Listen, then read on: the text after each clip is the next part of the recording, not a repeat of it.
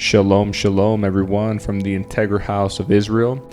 We made it to the second Parasha, Noah. We're going to be reading today the first Aliyah. That's going to be from the book of Genesis, chapter 6, verses 9 through 22, as well as from the book of Isaiah, chapter 52, verses 13 through 15, as well as all of chapter 53. This is the account of Noah and his family. Noah was a righteous man, the only blameless person living on earth at the time, and he walked in close fellowship with God. Noah was the father of 3 sons, Shem, Ham, and Japheth. Now God saw that the earth had become corrupt and was filled with violence. God observed all this corruption in the world, for everyone on earth was corrupt. So God said to Noah, I have decided to destroy all the living creatures, for they have filled the earth with violence. Yes, I will wipe them all out along with the earth.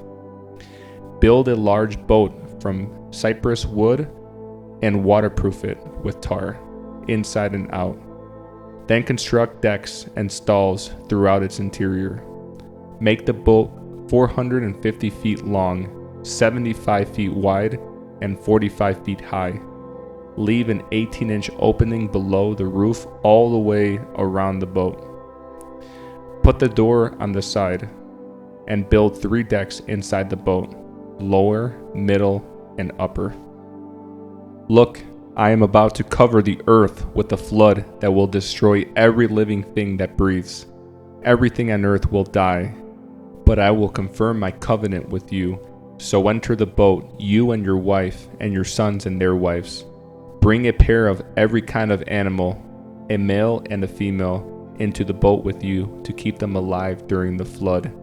Pairs of every kind of bird and every kind of animal and every kind of small animal that scurries along the ground will come to you to be kept alive. And be sure to take on board enough food for your family and for all the animals. So Noah did everything exactly as God had commanded him. Next, I'm going to be reading from the book of Isaiah, chapter 52, verse 13 through 15, as well as all of chapter 53. See, my servant will prosper. He will be highly exalted. But many were amazed when they saw him. His face was so disfigured he seemed hardly human, and from his appearance one would scarcely know he was a man, and he will startle many nations. Who has believed our message? To whom has the Lord revealed his powerful arm? My servant grew up in the Lord's presence like a tender green shoot, like a root in dry ground.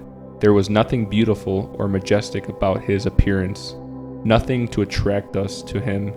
He was despised and rejected, a man of sorrows, acquainted with deepest grief. We turned our backs on him and looked the other way. He was despised, and we did not care. Yet it was our weakness he carried. It was our sorrows that weighed him down. And we thought his troubles were a punishment from God, a punishment for his own sins.